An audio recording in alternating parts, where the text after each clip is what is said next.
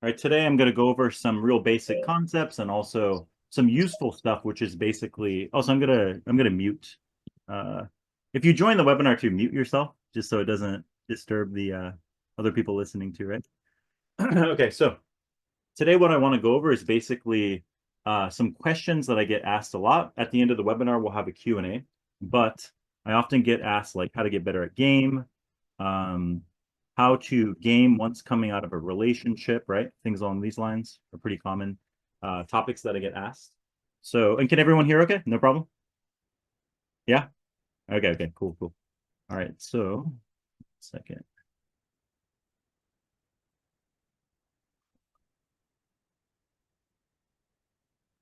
Okay, so first I'm going to go over a little bit about my background story.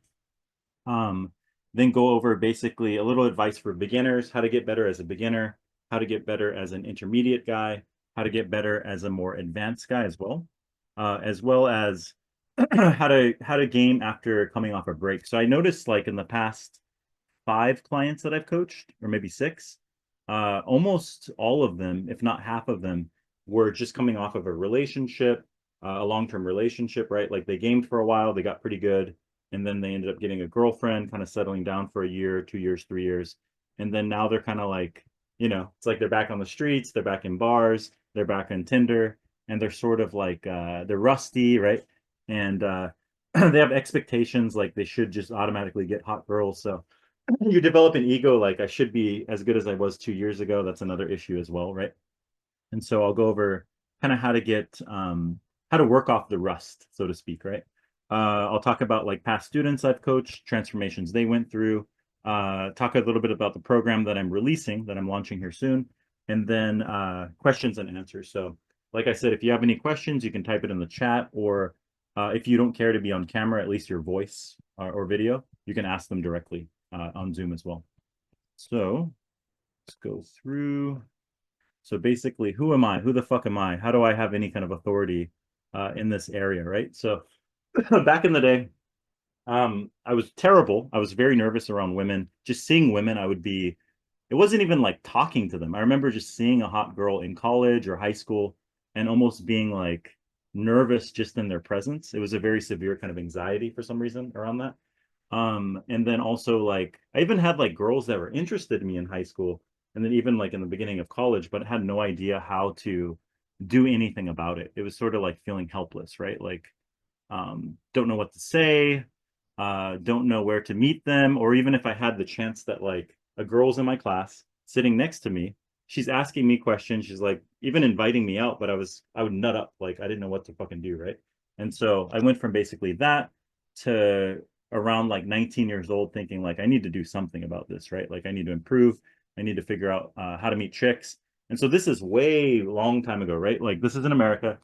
I didn't know what day game was. I didn't know what night game was or pickup or anything like that. But I started kind of slowly experimenting. I would basically talk to girls at like bus stops, at the library, in class or whatever, and be very indirect and try to like figure out what I could do. And I ended up getting some lays from that, but it was still very bad, very clunky, not very effective, right? But I still realized like, oh, you can actually make something from nothing, right? Like you can actually, in other words, meet somebody, on the street or in a cafe, and then a date later, or even the same day, be sleeping with them, right? So that was something I realized, although I had no idea what I was doing, right? And then later on, a couple years after that, ended up moving to Korea, and I was just blown away from where I'm from in California. Walking around all day, it was just even hard to find quote unquote targets, right? Like you could walk around downtown in the city that I lived in and maybe see a couple in a day, like a few girls that I felt like I really wanted to meet.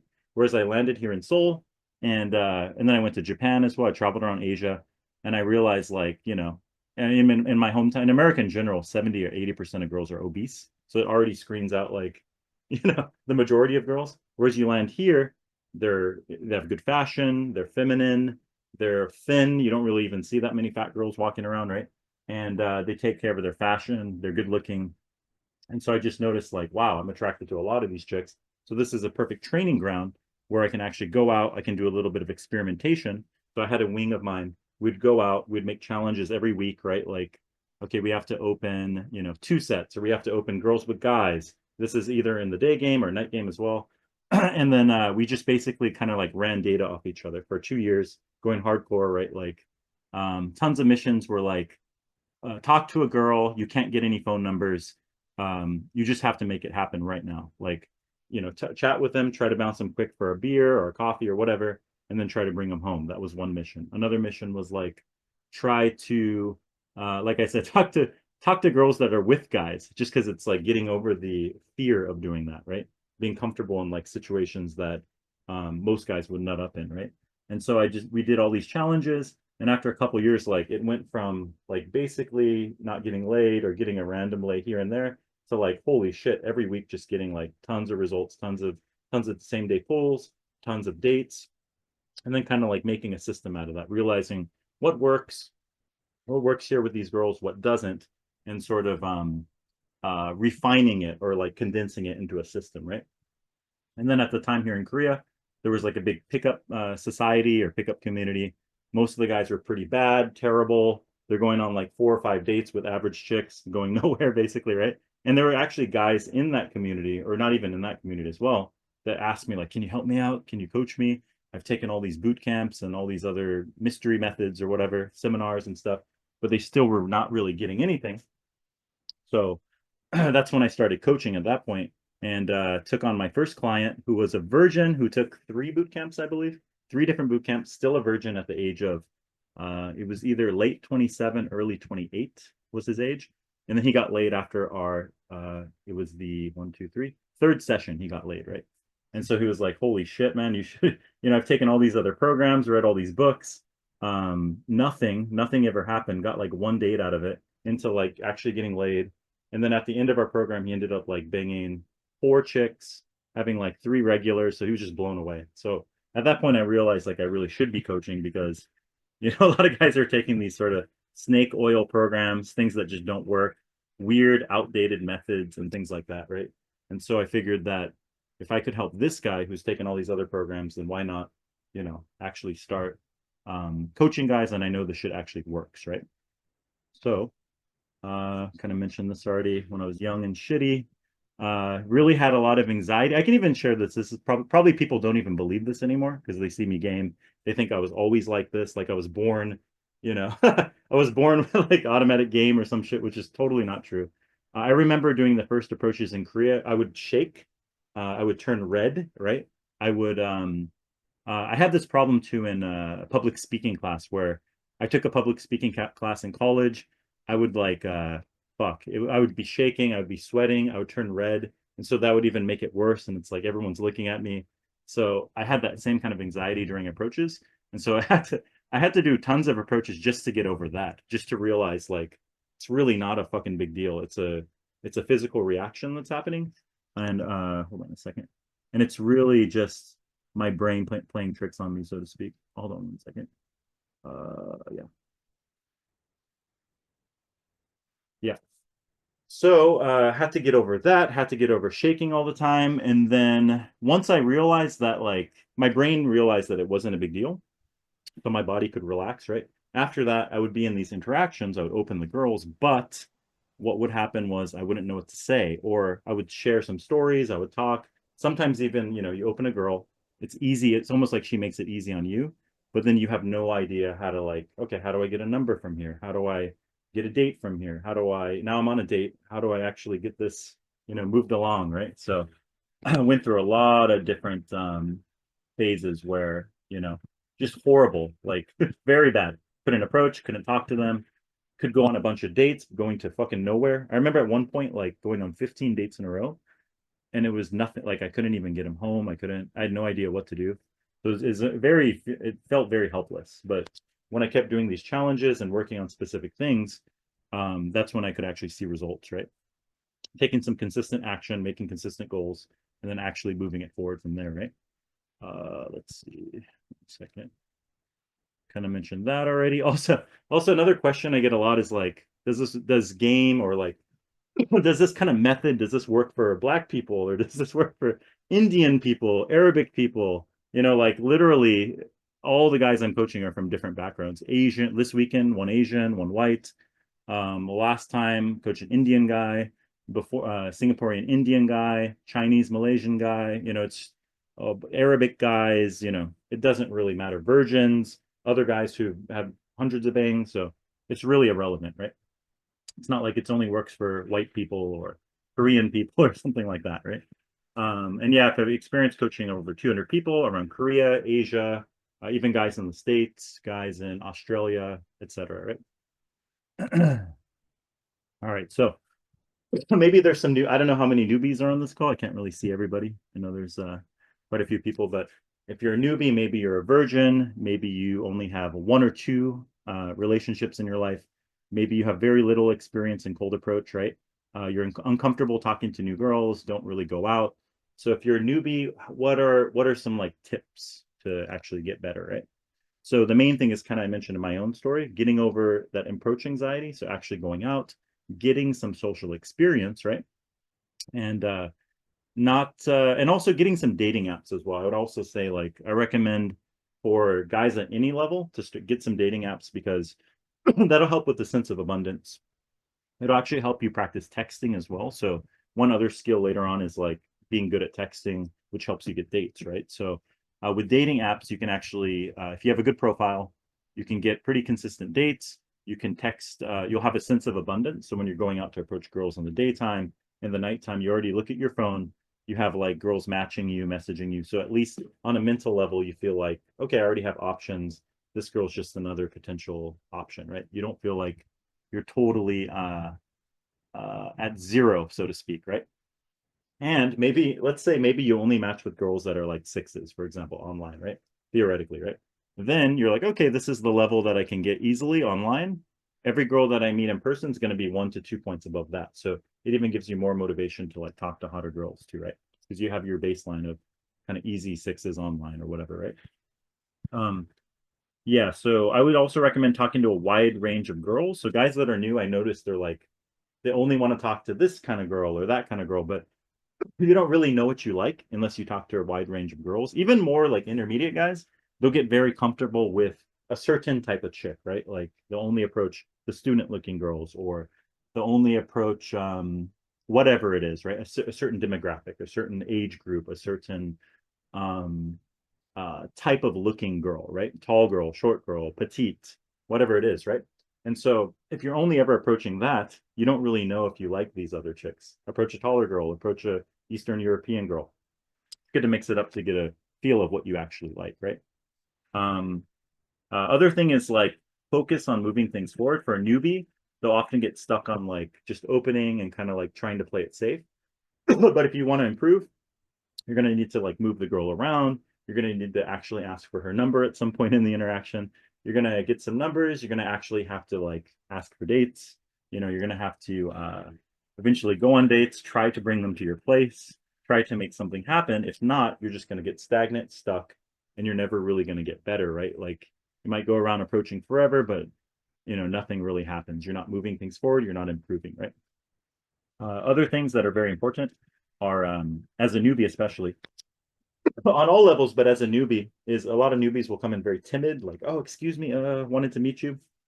So it's good to learn how to square up with the chick, keep your stand up straight, keep your chest out, speak very clearly, project your voice, um, move in very calm and measured ways, confidently, right? So adjust your body language and your mindset.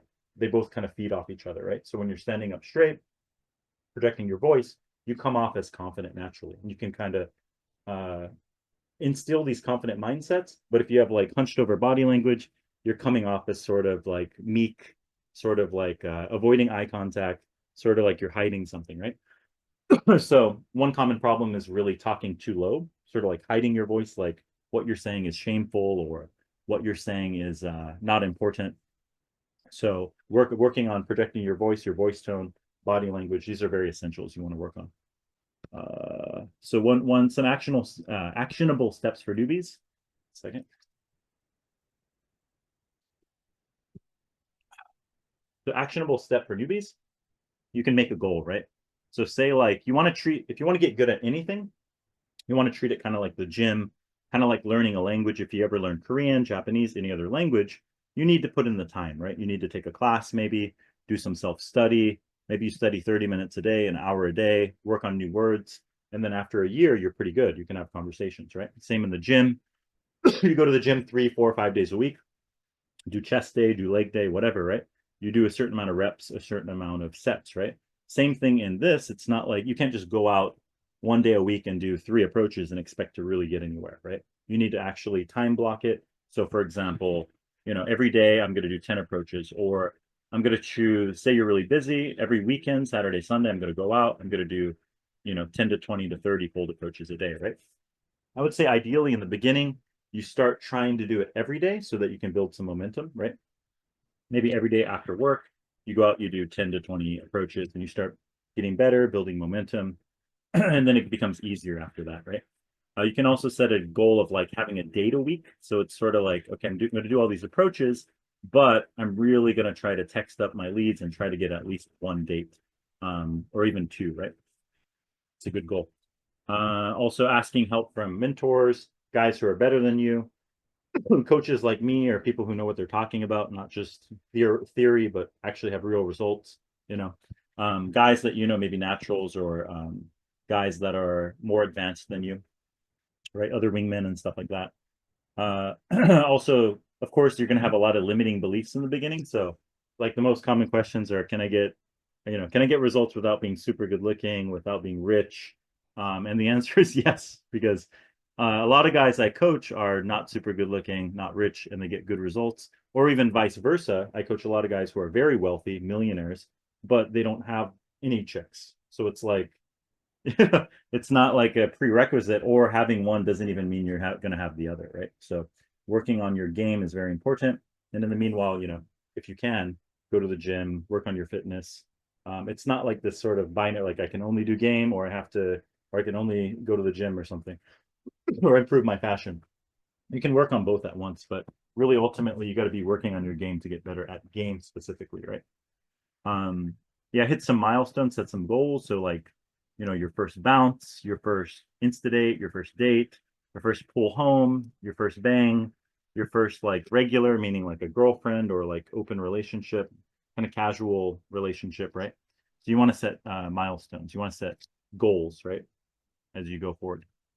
Let's see. All right. So the next question I often get asked is, if you're coming out of a relationship, this is a lot of guys, or like you've been really busy. A lot of guys actually, they'll kind of quit gaming for like a year because of school. They joined an MBA course, or they're, really busy at work, building a business or whatever, right? So say that you just ended a relationship, say that you're actually free after that, like 1 year immersive job that you're doing, or study program, or whatever it is, right? What are some things you can do to kind of get better, right? To kind of get back into game, right? So one thing I would say is most guys, like, you'll have an ego around this. Like basically you used to be good 2 years ago, and then you kind of quit gaming. So sort of setting the bar low, having no expectations, just focusing on the process, focus on taking action, right? It's sort of like you go to the gym, you're lifting heavy weights, right? You take even a few months off, honestly. If you take 2 to 3 months off, like me recently, I took like 6 weeks off of the gym. Used to be able to lift a certain amount, right? And then I went back to the gym just like last week. I couldn't even lift, I could barely lift half of that. And it's like, no, I should be able to do that amount. You have to kind of go back, humble yourself in the process, start low again, right? Do some basic sets, approach a wide range of girls, and slowly work your way back up, right? And also to remind yourself mentally that you could bang hot girls in the past. You did. You had a hot girlfriend recently. And so it's something that you can repeat. So coaching in your own mind that you did it once, therefore you can do it again, right? It's like if you did it once, you can definitely, you already know the process. You already know you can accomplish it. Just reminding yourself of that fact is very important, because guys get very fatalistic. Like, she was the one hot girl, love of my life. She was the only hot girl I'll ever be able to date long term, or something like that. They fall into this very like one-itis kind of thing, right?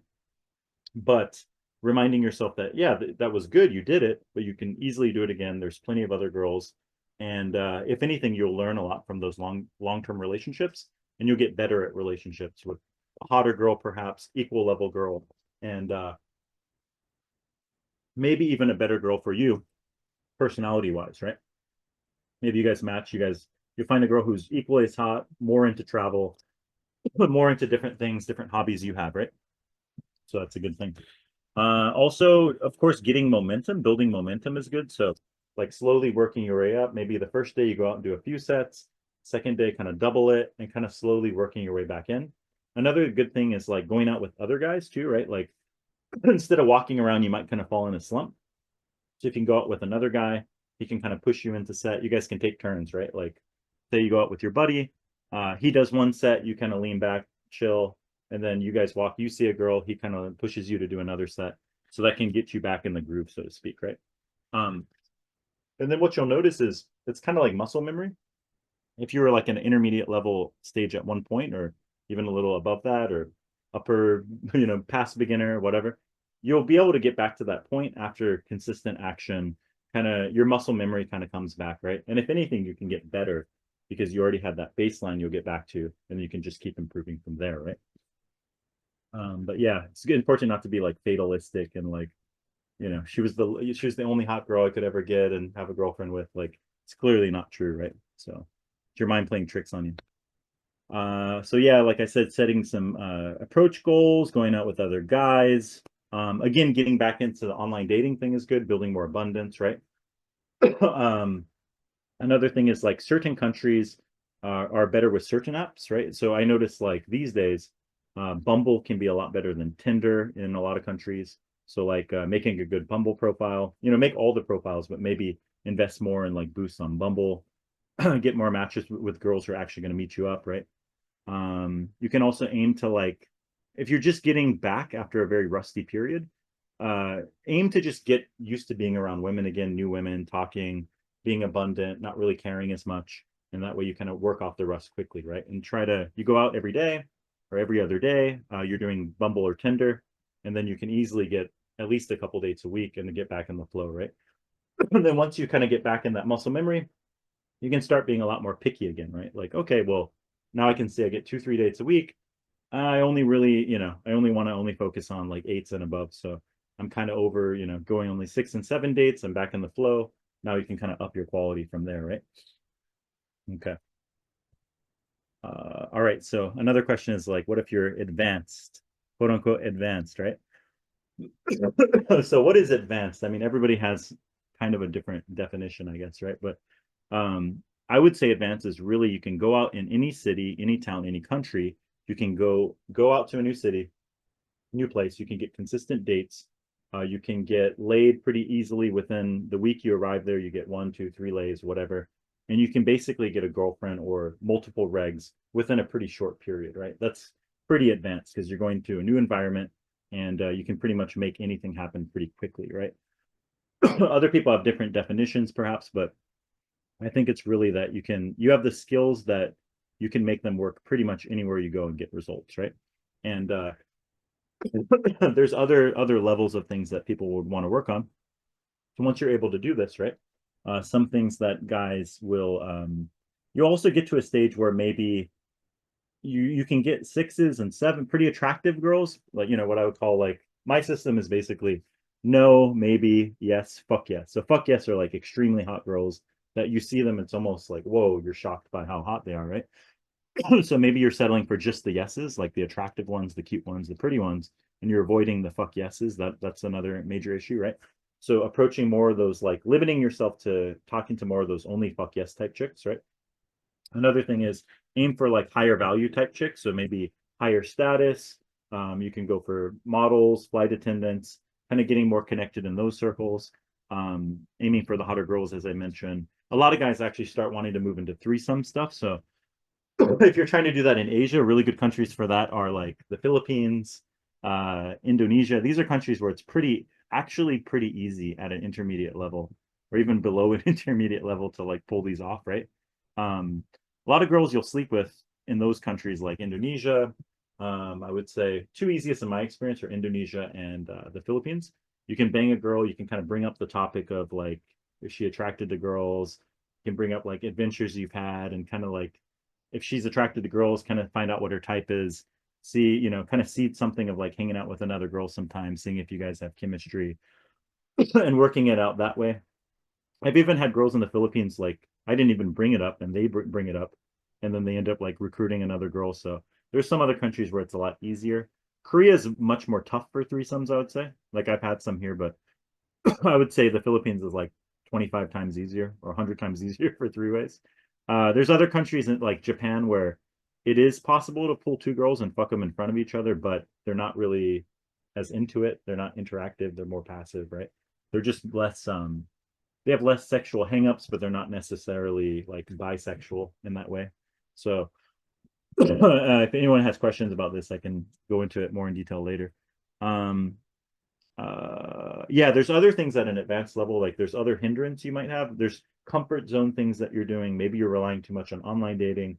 Maybe you're relying too much on easy day game girls or easy, the easy girl at the club every night that you go to. So basically expanding out of your comfort zone and trying to go to different places, different countries, different venues, different types of chicks can be very good, and different missions, right? Like I said, threesomes, models, flight attendants, hotter girls, kind of finding out where that niche is and then going there, right?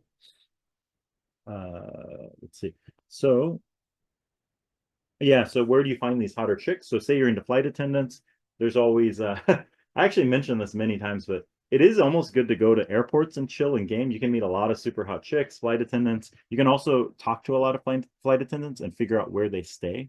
So what I did, I remember when I was in San Francisco, I would meet a bunch of Korean Air chicks at the terminal, and they all said, "Oh yeah, we stay in the Marriott." And I was like, "Oh shit, if I want to bang a Korean Air flight attendant, just go to the Marriott, hang out, go to the bar area, go to the restaurant there, go hang out in that area, and then you can kind of get access to those chicks, right?" So kind of like next level game is like figuring out your niches and then how to crack into those specific circles, right? If it's say you want to meet hostesses in Korea, room salon girls, or kyabakura in Japan, right? You would basically figure out where they live, figure out where they go for their coffee, where they go get their hair done before they go to work, and kind of game around those areas, and then you can crack into that specific niche, right? Say it's university students, pretty easy, just game around universities. Whatever you're trying to find, you want to crack into that social circle, right? Um, yeah, make different missions and challenges. Like I said, you often kind of go into your comfort zone, so it's good to set certain missions, certain challenges. Only going for same day pulls, only going for this or that. Make a challenge and kind of really follow through with it, right? Also, learning languages can be good. So yeah, if you're in like Korea, Japan, certain other countries where they speak English, but less so. A lot of the hotter girls don't speak English. So it's good to kind of expand your comfort zone, learn a different language, especially if a type of girl, say you're into Japanese girls, take a Japanese class. You're into Korean girls, take Korean class, because that'll actually help you kind of on the incremental. If your game's already good, it'll help you on like the next level, I would say, right? Of chick. So I figure I'll share a couple stories. I kind of already did share one story of the first guy I coached who was a virgin, very socially awkward. He worked as a manager at a very famous high-end hotel chain that's international. Everybody would know it if I'd said it. And he took all these boot camps, ended up getting laid, not on those boot camps, but during our immersion course on the third try, and then ended up having a bunch of regs, right? And what he really said was he thought he was doomed. He considered committing suicide because if you're 28 and you're not getting laid, you think there's something wrong with you, right? Like I'm a freak, I'm a fuck up, or there's something wrong with me inherently. So once he got laid, it was sort of like a burden was lifted off of him, and then he actually went back to work a lot more confident. He started changing the way he speaks, right? Just because he's learning game, talking a lot more clear, projecting his voice, good body language, and then everyone was sort of shocked at work, like, "Whoa, you changed! Like, what happened?" So he said he was taking some. He didn't say he was taking my program, but he said he was taking some communication classes, and then they were all really impressed. Like, "Wow, you seem way more confident. You're like charismatic now and stuff like that." And then he ended up getting like not only was he getting laid and having all these girlfriends, but then he ended up getting promotions like regional manager, district manager. Then later on, he ended up getting married, like having kids. That's what he wanted to do in the long run anyway. So after a few years of gaming, he got married and moved back to America. So that was a pretty good case study, right? The first guy I've ever coached too. So some other guys, let's see, some other recent stories like I would say, what are some interesting ones? There was some guy, okay, there was one guy that I coached. He was an Arabic guy. He had also taken a lot of boot camps as well. He was gaming all around the world. He's a pretty cool guy in the sense that he's been to almost like every country, Brazil, Russia, um, Korea, like really anywhere in the world he's been. So he has a lot of experience, but he wasn't getting very many good results. He did take 3 or 4 boot camps. He would get a lay here and there, but it wasn't anything impressive.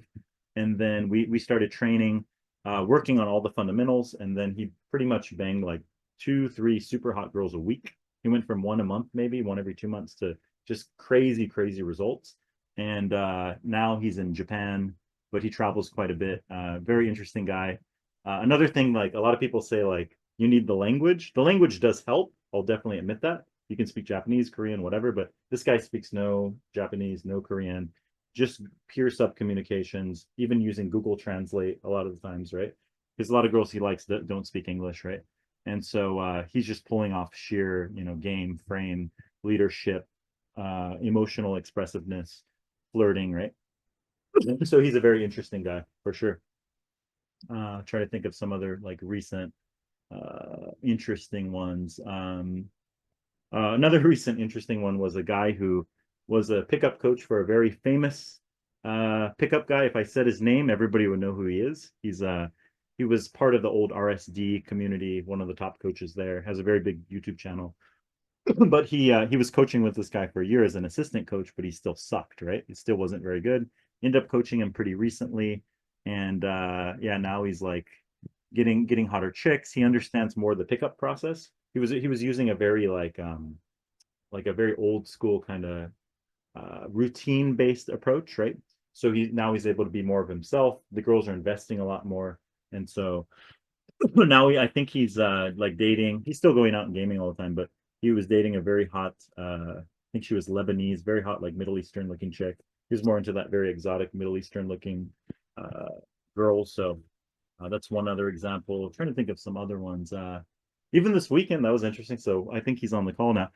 Although he's beating himself up all the time, this guy hadn't ever approached a girl, and he went from like not even being able to approach, getting very in his head, to now he's going out, he's talking to girls, he's actually getting phone numbers, he's actually even bouncing girls on Insta dates, right? And so within a very short period, within 2 or 3 days, he was already within the second or third day, I think we coached, he was already bounced like some Japanese girls for food.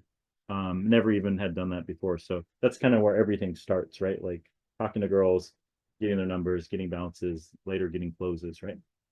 So it's always good to see. Has massive potential too, a lot.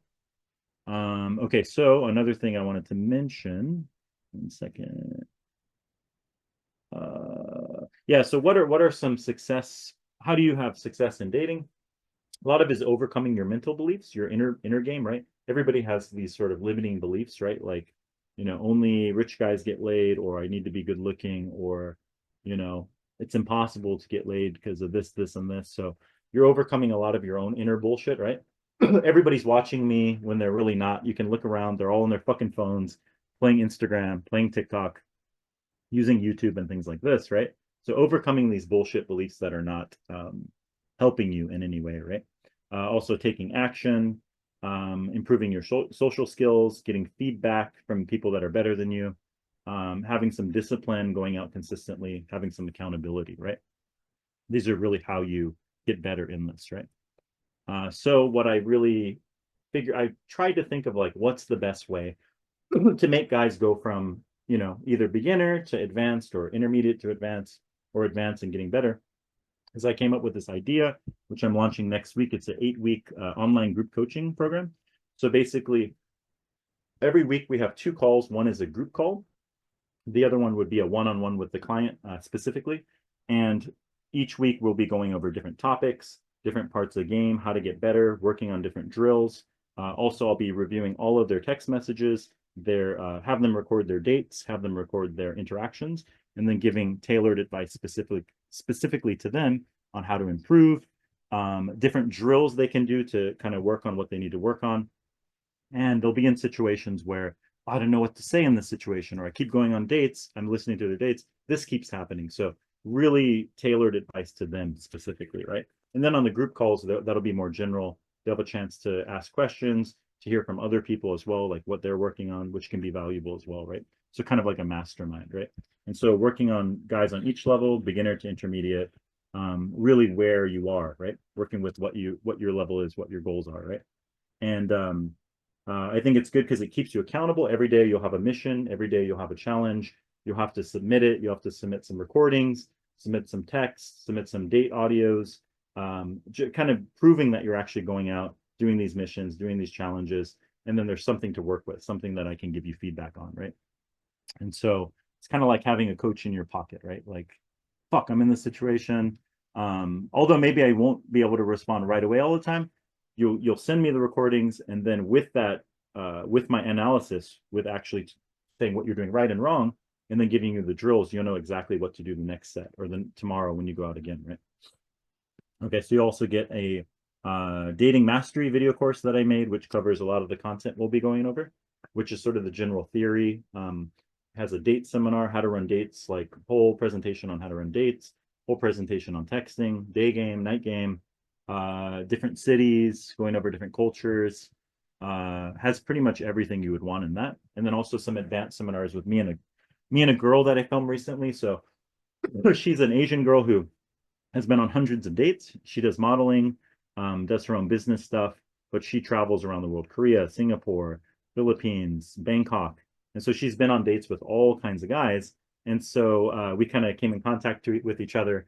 And I figured that she knows I'm like a dating coach. She's just sort of this digital nomad that goes on dates all the time, attractive model girl. So I got her perspective on like what are like weird things guys do. What's a turn off when a guy approaches her in a she gets approached at Starbucks all the time, at bars all the time.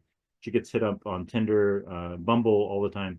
So like what are some things that like common mistakes guys make in all of those contexts, and then also on dates. So like she talks about dates, like where guys fuck up on dates, where guys fuck up when they bring her back to the place, and how they're coming off, and how it could have went down, but they fucked up in this way, and it just made her feel weird, right? So having that girl's perspective in that seminar is really good. But also what I'm offering, if you join this program, just for really only a limited amount of guys, because I can't really offer this due to Zoom rooms just being too full, is that if you join this program, really for that pragmatic reason, if you join this program within the next week or two, then I'll give you unlimited access to the weekly calls. So after the initial 8 weeks of coaching is done, we'll go through everything together one-on-one, and you'll have the group calls. But then after that, you can join, you have lifetime access to joining into the group calls. Of course, I won't be doing the one-on-one calls with you at that point, but you can ask all the questions you want on the group calls and get a lot of value from the mastermind, and continuing feedback every week, right? Maybe after the 8 weeks, you're getting a lot of dates, you're getting lays, now you're having trouble with regulars, retention of girls, getting a girlfriend, and so on and so forth. So it's not like the program will be done there. You can keep asking questions, keep getting feedback through the weekly group calls as well, right? So yeah, that'll be pretty much limited until the next week, even maybe 2 weeks, because it's launching next week. So, if you're interested, it's worth it to jump in now, because you'll get a lifetime value. Whereas if you joined in a month or two, then you're not going to get that, right? You'll get the whole 8 weeks, but you're not going to get that lifetime ability to join the calls every week, right? So yeah, if you're interested, you can either email me here, ketherk@yahoo.com, which is like my Korea pickup email. Also the school community that we made. You can either message there if you're interested, if you have questions about the program, payment plans, et cetera, right? Concerns, right? So my favorite part is you guys can ask some questions, make any comments about pretty much anything related to dating. Don't talk about politics or religion or some other bullshit, okay? So I'll let you guys ask the questions. Just unmute yourself if you have a question, or you can type it in the chat room too.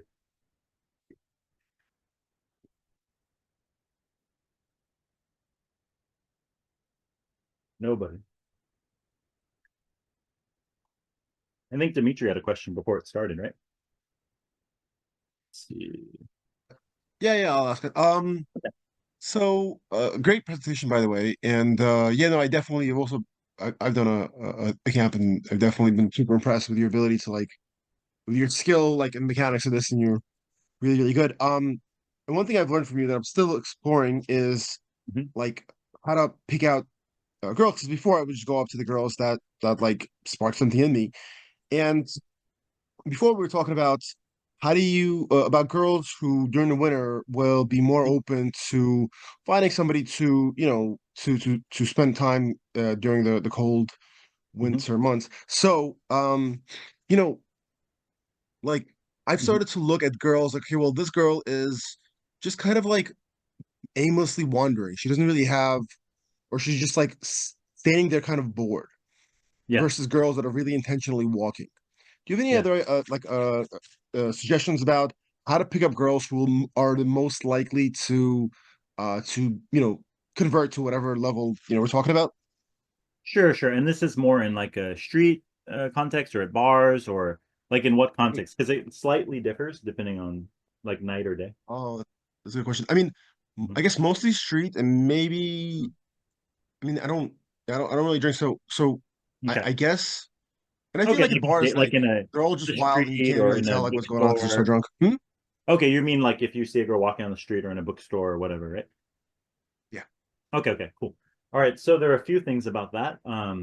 Typically speaking, the girls that are more available, they're not going to be the super fast walking ones, right? Like you said, they're walking slowly, looking around. They're maybe in a bookstore browsing books, like killing time, after dinner or something like that. So yeah, that's one way to look out for them.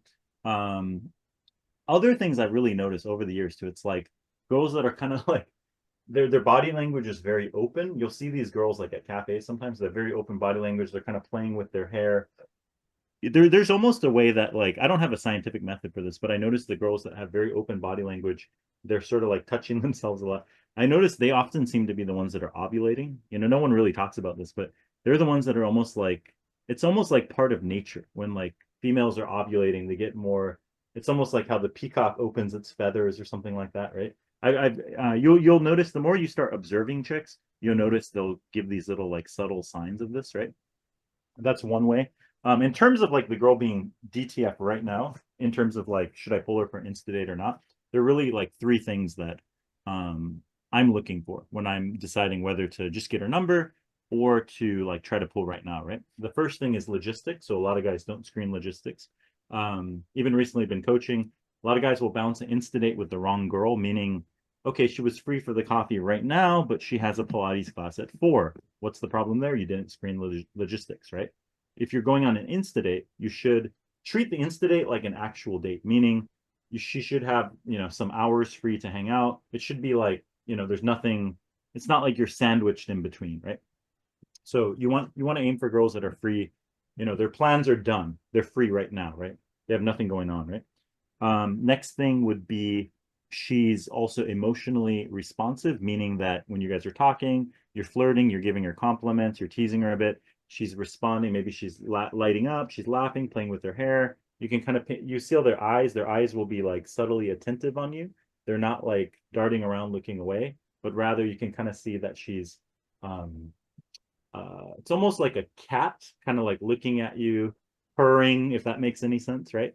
So she's giving you that like subtle attentiveness. Some of them will be verbally very responsive, but others will just be more responsive with their attention paid towards you, right? And their emotions, right? Touching their hair, things like this, right? Other things are compliance, right? That being said, so what I teach, like you just recently took my boot camp, right? So Hmm. you want to get them moving along, right? So there's a lot of fool's gold. She'll be very friendly, ha ha ha, yeah, yeah, yeah. Oh, you're from America, ha ha ha. And then you're like, oh, hey, let's go chat over here. She's like, oh, no, no, no, no, no, I gotta go. I'm meeting my boyfriend. So like, so little things you can do. Sometimes they're just eating up the attention, right? So you need to kind of screen those ones out by screening logistics, looking at sort of their reactiveness, right, emotionally, as I mentioned, and then also the compliance, meaning like, say you're in the street, oh, let's go chat. Oh, there's a lot of people walking. Let's go chat over here. You're standing, oh, my legs are getting tired. I want to go sit down over there on that bench. Like getting her moving along the interaction is very important. These subtle little bounces, Hmm. right? You do this in clubs too. And chat about that another time, but or bars as well. And then so what I said, screen logistics, gauge their emotional responsiveness and their attentiveness in the interaction. and then go for whatchamacallit, compliance, basically little compliance bounces, right? Moving them around. Another thing you can do, and this works in day and night game too, is not to be so in Asia, you don't really want to be overly touchy feely, right? You don't want to like make out with them. So I did a bunch of experiments back in the day of like picking up girls on the street, trying to make out with them, and seeing if I could pull them back. And if anything, it spiked the buying temperature, but it made them a lot less likely to come back into my house because it's sort of like, you're Mm. like, oh, that's all you want. Oh, you're just trying to like fuck me right now. Sort of like gives away the Yeah, plot, and it's like right? that's like opposite to like somewhere in South America because they're like I Yeah. feel like it would be easier if you made some like contact because you would be like helping them understand that you're into it. But I guess here Exactly. like it's Exactly. So in like South America, so from what I've seen, what my experience and also other guys that I've coached, so I mentioned another guy that I coached who got really good in Korea. He was horrible. He got really good in Korea. He traveled to Russia, Brazil. He's like, yeah, in South America, it's actually the opposite, where you can like make out with them within the first couple minutes, and that'll actually make it even more, it's even better, so to speak, right? Whereas here or like in East Asia at least, it's better not, it's a different culture, right? They're not like you walk around here, you don't see people like groping each other, making out on the street. Whereas if you even go to places in America, parks in America, people are groping, making out, like almost semi fucking in public, right? South America as well. Whereas here, it's more of a sort of behind closed doors, right? Kind of keep it classy outside, keep it subtle, and then get nasty behind the in the room or whatever, right? And so yeah. but however, that being said, still some physicality, establishing a physical rapport, whether in South America, the physicality is you making out with the chick very quickly, right?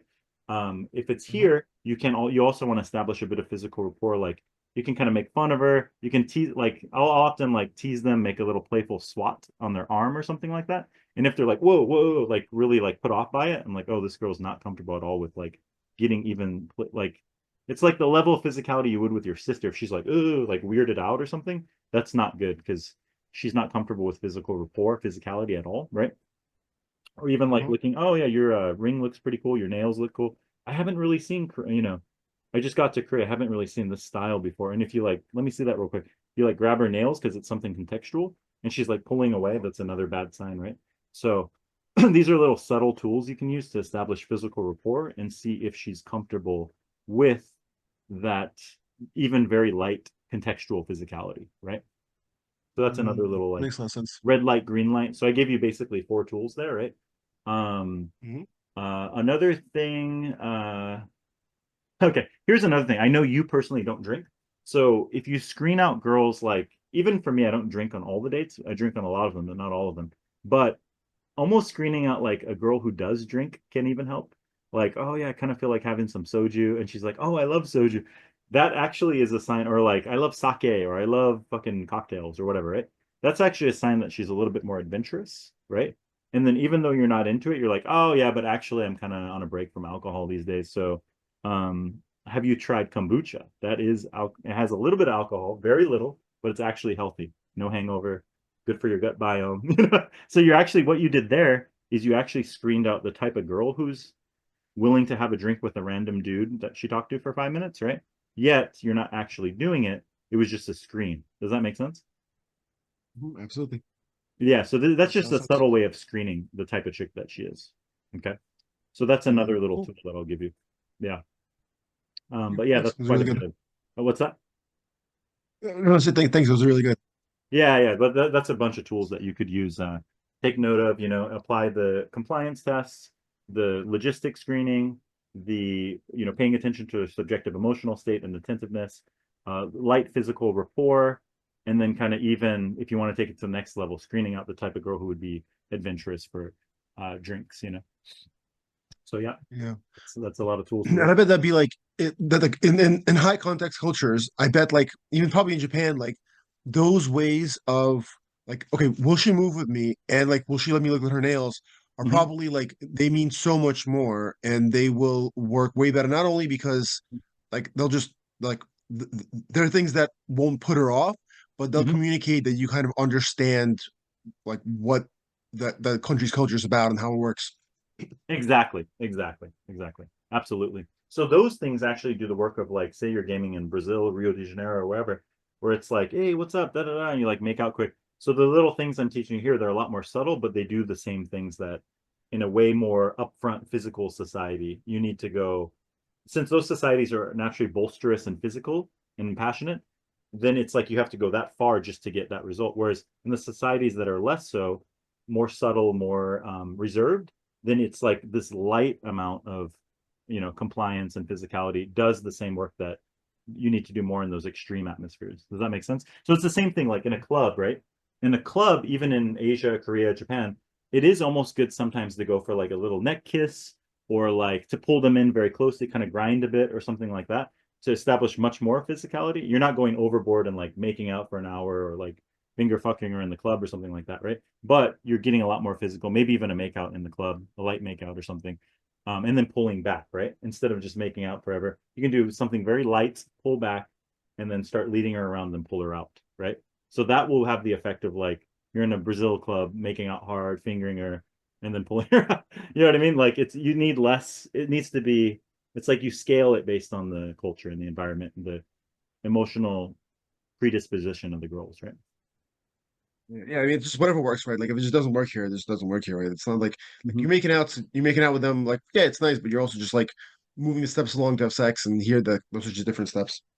Exactly, exactly. So a lot of guys will come from somewhere like a Brazil or like a Vegas or something, and they'll come to Korea and they'll go to clubs and they'll just be the makeout guy. They're like, oh, I didn't get laid, but I made out with like five girls. Like, okay, well, and they just keep doing that every week and not realizing it's not really. I mean, if that's the goal, then that's cool, but it's not really, it's not really moving things to, where most guys want it to lead at least, right? Hmm. So, Yeah, yeah. okay. Yeah, good question though. Good question. All right. Any other questions? Maybe let me Oh check the yes, chat. I as think well. there were Can you hear me? some chat. Yeah, yeah, yeah. PM, right? Oh yes. Yeah, Right. yeah. So yeah, thank you for the great presentation Oh, and thanks. information. Yeah, just a quick question about the like in the first date. Mhm. Who's do you usually pay for her stuff, her drinks on the Okay. first date and Insta dates? Okay, okay. So the question is, should you pay for her drinks? You mean like alcohol or coffee or anything like that? Yeah, right. Like coffee. Mhm. Yeah. Okay, okay. Um, I think that my personal opinion about it is it shouldn't really be a big deal.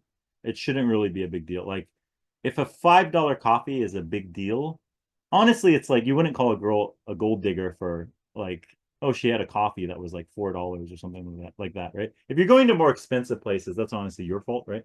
But like going for a quick coffee, a quick beer, or something like that, casual, it's like it really $4 or $5 shouldn't be a big deal. If it is, I think the answer is make more money, right?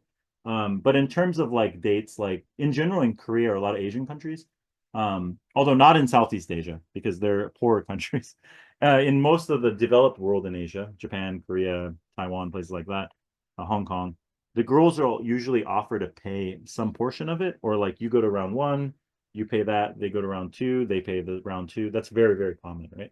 And so I think in general it's just not good to be a cheapskate, right? Like it's like you don't need to nickel and dime. Like I would rather honestly pay for it, make it show it's not a big deal, and then work it out that way, right? Um yeah, that's my personal opinion. Another thing is like if you're worried about coming off as like a provider guy, like just for a coffee or a beer, one little trick is like I learned this from a different coach a long time ago. It's like, oh yeah, don't worry. Sometimes the girl will offer to pay the coffee. Like a couple days ago, I was coaching a guy. The girl paid for the coffee, and that'll happen too. Sometimes girls will offer, and they're like, okay, cool. Um, another trick that I learned is that this other coach friend of mine, he would say, if it's just a coffee or a beer, $5, $10. Oh, don't worry about it. I'll put it on the company card. Yeah, we get like so. It basically says like I'm not paying for it. It's like yeah, they get like it's written off on the company that I work for. It's not a big deal. So it's a company expense, right? So then that comes under the pretense that it's like oh yeah, it's not a big deal. I'm not even really paying for this. That's another way to play it as well. Yeah, Okay, cool. Thank you. yeah, yeah, yeah. Okay. Any other question? And that being said, too, like I said, I really don't think it's a good idea to go to more expensive places. A lot of guys waste too much money on dates. Go to somewhere that's kind of cool, chill, casual. Could be a coffee shop, a bar, somewhere that's more laid back. It should be more about you guys getting to know each other and hanging out rather than about this expensive meal or, you know, $50 cocktail or whatever, right? Yeah.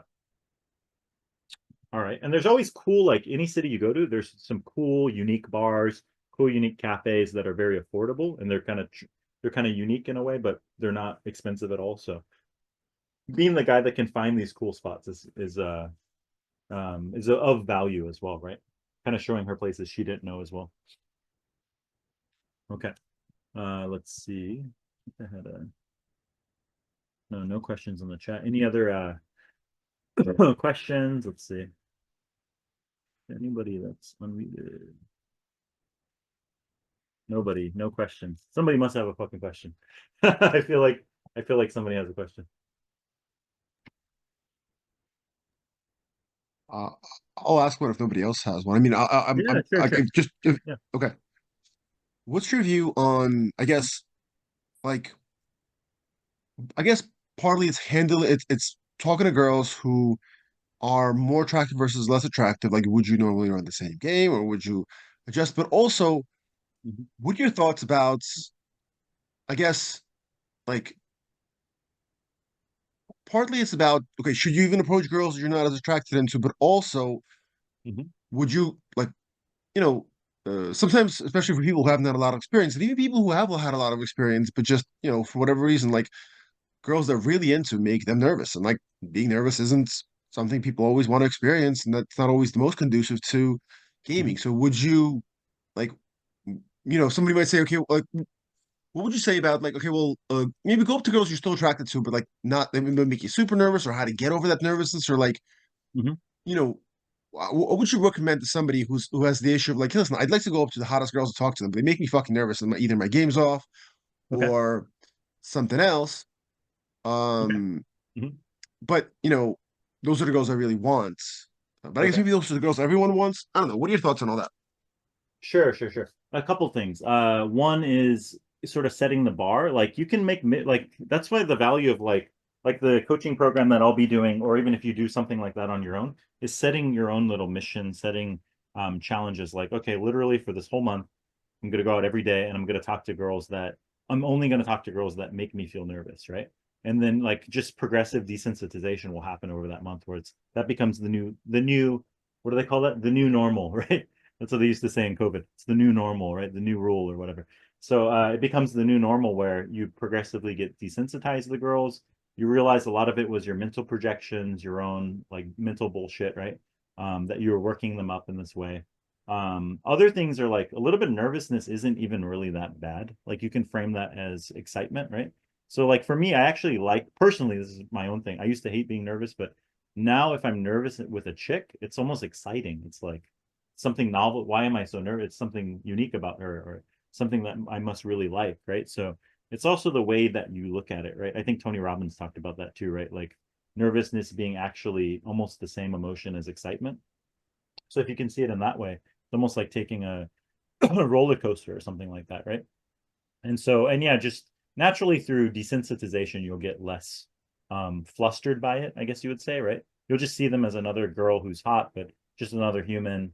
And the more you're relaxed or the more experience you get talking with those kind of girls, the more relaxed you become around them. The more relaxed you're with them, the more they feel that you're like somebody who talks to girls like her, knows girls like her, dates girls like her. And so it actually allows her defenses to come down because she's like, oh, he's not like the other guys. Other guys who talk to me, their eyes are darting around. They talk in they're like a rushed, nervous. Oh, hey, can I? They're talking very like all the quirks are coming out, all the flaws, all the mental shit's coming out. Their eyes are, not steady. They don't look comfortable. They don't look like they're normally around girls like her. But once you get desensitized, she feels it's like the law of state transference, old school RSD concept. Like she feels what you feel, right? Like you're calm, you're relaxed. She's like, oh, he's a normal person talking to me, not a weirdo that's overly nervous or like flustered.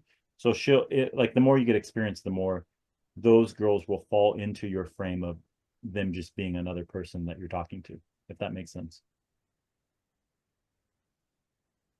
It does. It does. Okay, cool. I guess Cool. maybe like it's partly that's why guys drink. Do you think drinking actually like helps? I feel like drinking doesn't help. Okay. So is that why I guys? guess I don't Yeah, drink. I mean, a lot of guys drink just because it helps them with approach anxiety, right? It's sort of like it eases the nerves a bit, right? And so they're able to talk without like mental chatter or like extreme nervous. Does drinking help? I would say this, it can help a little bit with approach anxiety, but it's not really sustainable, right? Like if you have to drink. So I met some other guys like I met some guys who do day game or street game or clubs and bars, and they have to drink every time. It just becomes a very unhealthy. It's not sustainable long term, right? If you're planning to say you want to go out 30 days a week or every other day, and you're drinking every other day, it becomes pretty um very unhealthy and costly even, right? Um, Yeah. in terms of drinking, I would say the honest truth on dates, though, I would say the honest truth is having one or two drinks can help dates. Not for you, but for the girl, because it gives them a chance to relax, like a glass of wine to a girl, or two beers or something. It gives them a chance to sort of relax and sort of like um, unwind a bit, if that makes sense. And so they become more susceptible to the date, right? Is it necessary? No. A lot of people don't drink on dates, but I'm just saying it does give a little bit of a boost, right? Obviously, getting drunk on a date's not a good idea, or like giving them too much alcohol, things usually go wrong and out of control and things like that, right? So, um, yeah, never a good idea Yeah. in that way. I was on a date like this week after your course. I was eating at a restaurant and like there was like these two Polish girls like sitting next to me. They were real hot. Started talking to them and like it was going fine. They agreed to go back and watch like a movie at their place because I live far away from there. Um, but then like they're like, oh, like they were finishing their alcohol. I was like, oh, I'll get you another one. It was like here they have like a beers basically that are like 69 proof or something crazy. And then I was like, yeah, I'll get you another one. Like they didn't ask, but I was like, oh, like because I was figured like oh, like I don't drink, so I don't usually have alcohol on dates. And I was like, yeah, I'll get you another one. Mhm. And one girl got like too drunk. She was like she like got sick and it just didn't work out. She didn't throw up or something, Mm. but like I can see like her she was like not quite there. Mm. Yeah, So so yeah, no, that's where definitely that's it where makes a like lot of too much sense that like drinking too becomes a much. liability, right? Like, yeah, if you're drinking on a date, here's other advice I'll give you. If you're drinking on a date, always, because even I've messed this up many times. It's like if you're drinking on a date, having beer, wine, whatever it is, taking shots, you always have to look at the girl and gauge her because some girls get drunk super fast. Like they'll take one shot or they'll have one glass of wine and they'll turn red or they'll get a little bit loopy or something. So you always have to like, or just a little sudden, all of a sudden, right? Like after 10 minutes after the drink or something. So if you're drinking, you always want to like gauge like how buzz they are or something along those lines. Because guys will fuck that up a lot, right? And that'll just, I mean, you're not going to get laid or it's not going to be enjoyable either way, right? Like, yeah, yeah. Yeah. Okay. Oh, I think I got a couple of questions here. Let's see. What are their current? Okay, okay, yeah, that's actually a pretty good idea. If anybody wants to discuss their own experiences or sticking points, that's a pretty good idea as well. Or introduce themselves. Obviously, Dimitri's done a lot of talking, um, I which have is an good. interesting question. Yeah. I think my impression, a lot of students, they they do like in-person coaching with you. They've done coaching and you mainly have lived in Asia. Hmm. Uh, have you ever had students that like lived in the West or lived in the United States Hmm. that like did coaching with you and then saw success as well? Yeah, yeah, yeah. So I've coached guys in like America who are gaming Asian girls in America, sort of like in Koreatown or like the Japantown areas, Chinatown areas, mostly through remote coaching online. In Australia as well, in let's see, US, Australia, any others? I don't know about Canada. Yeah, a couple Western countries. Would that have higher Asian? Oh yeah, sorry. Also recently, I'm coaching a guy. I just finished coaching a guy that's in New York. So he's going out, but he's gaming all kinds of chicks, not just Asians, right? Like he'll go out game super hot Chinese girls, Koreans. He'll game the hot Eastern Europeans that live there, so and Brazilians, etc. So yeah, yeah, I've coached guys that live in different cities as well. Generally speaking, it's better if it's a big city because you have volume to work with. It's very hard to coach a guy if he's in like I don't fucking know, Little Rock, Arkansas, or the outback in Australia or something, where people don't fucking exist, right? So ideally, if you're taking coaching, you should be, or really, if ideally, not even if you're taking coaching, you're trying to learn game, get better at this area. You need fucking people to talk to, right? So moving to a bigger city, moving to New York, Seoul, Sydney, whatever, right? Yeah. Thanks. Yep. If there's no more question, I'll give you one more minute. no more questions, we can close it off. But Maybe you can, everyone can introduce themselves or something. I don't know if everyone's some like, people might not be comfortable with that because of it's being recorded and whatnot. So yeah. Any more questions? You can also type it. Don't worry. And type them. Oh, yeah, let's see. we can, I think we can probably stop the recording too then in that case. Yeah. Okay. Or I'll stop the recording, and then if anybody has any questions that they don't want recorded, 1 second. Let's see.